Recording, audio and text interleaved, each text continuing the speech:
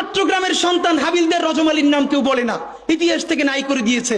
আপনারা তার নাম শুনেছেন?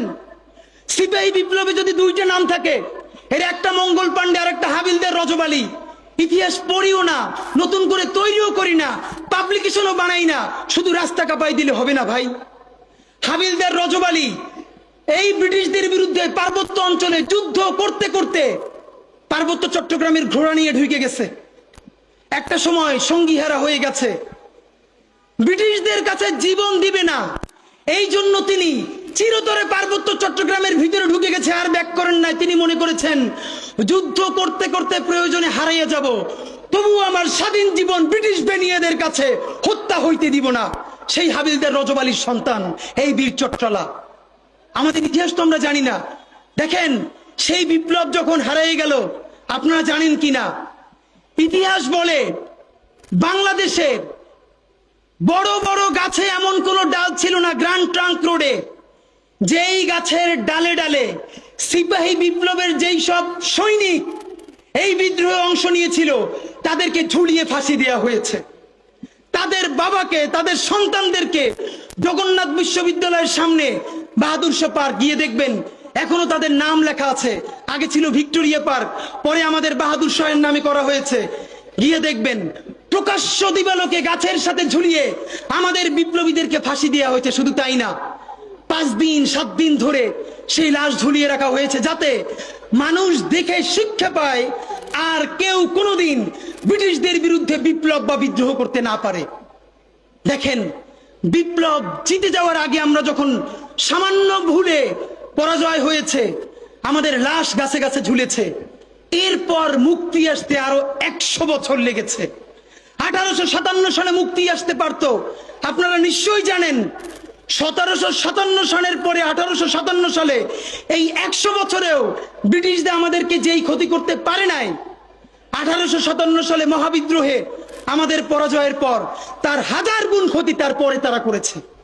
আমাদের সমস্ত সম্পদ ধ্বংস করে দিয়েছে। যারা জমিদার ছিল সেই মুসলমানরা তাদেরকে কৃষক বানিয়ে দিয়েছে। শুধু কৃষক না, ভূমিহীন কৃষক বানিয়ে দিয়েছে।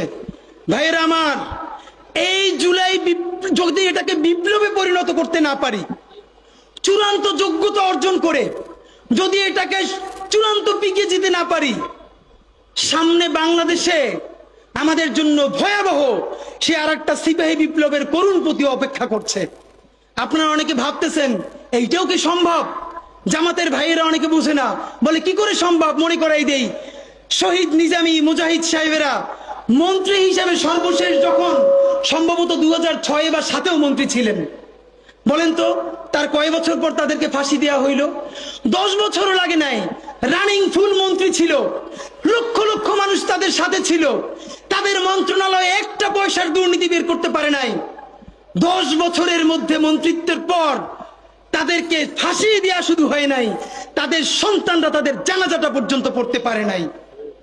সংখ্যা দিয়ে হয় না ভাই, কোটি কোটি মানুষ দিয়ে সবকিছু হয় না।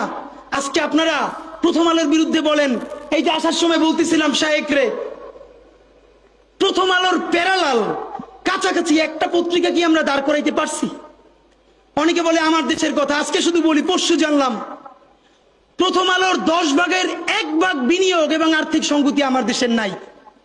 5 কোটি টাকা হইলে আমার দেশে একটা নতুন প্রেস কিনতে পারে, তাইলে পত্রিকাটা ঠিক মতো ছাপাইতে পারে, ভাড়া লাগে না, সেই টাকাটাও তাদের নাই। ভাই, ভালোবাসা দিয়া পয়সার কাজ হয় না।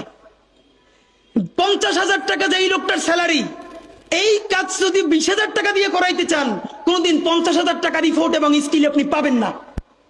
ওই 50,000 টাকাই লাগবে। মানুষ মাগনা কাটে 3 দিন, একজনের দাওয়াত খাওয়ায় 2 দিন 3 দিন, তারপরে আর চলে না।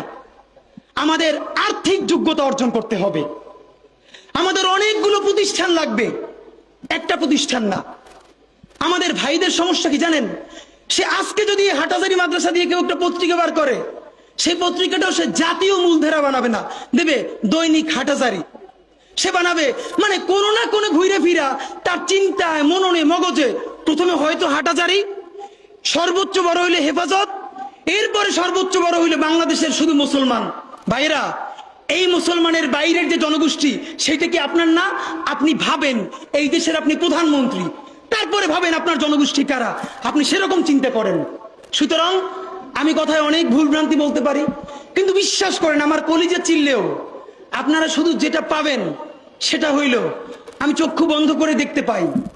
আমরা যদি যোগ্যতা নিয়ে 5-10 বছরের মধ্যে দাঁড়াইতে না পারি, এই ভিডিও, এই ছবি, এই শহীদ পরিবার, এই আহত, এদের জীবন তো শেষ।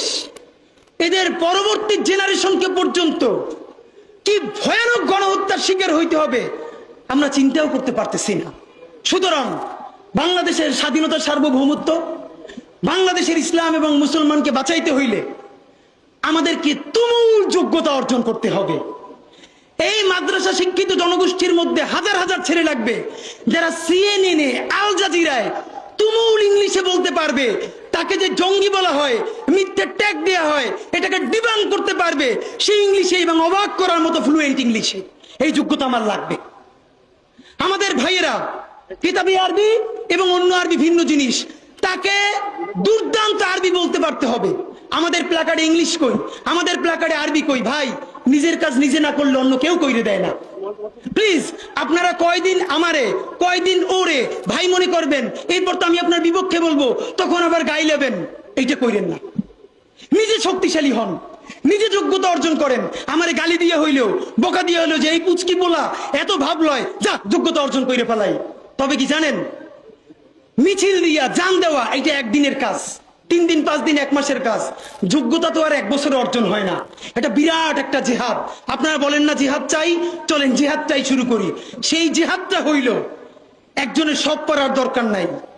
এই দেশে আমাদের অনেক মাশাআল্লাহ আলেম হইছে। আলেমদের মধ্য থেকে এখন আইটি উদ্যোক্তা লাগবে, বুলধেরান মিডিয়া লাগবে। আমার যে 8000-এর ছেলেটা এখন পড়ে, চলেন সে আজকে জিহাদ ঘোষণা করি। আগামী 5 বছর পর, আগামী 10 বছর পর আমি এমন প্রতিষ্ঠান গড়ে তুলবো যেইটা শুধুই ইসলাম আর মুসলমানের প্রতিষ্ঠান না, এইটা আপামর বাংলাদেশের প্রতিষ্ঠান হবে। আর দেখেন, যতবার ইসলাম কায়েমের কথা বলি, তার আগে যদি ইনসাফ কায়েমের কথা বলতাম, আমার হিন্দু অন্য ধর্মের ভাইরাও তো সাথে পাইতাম। কেন? ইনসাফ যদি রাষ্ট্রে কায়েম হয়ে যায়, তাহলে 80% ইসলাম তো এমনিতেই কায়েম হয়ে যায়।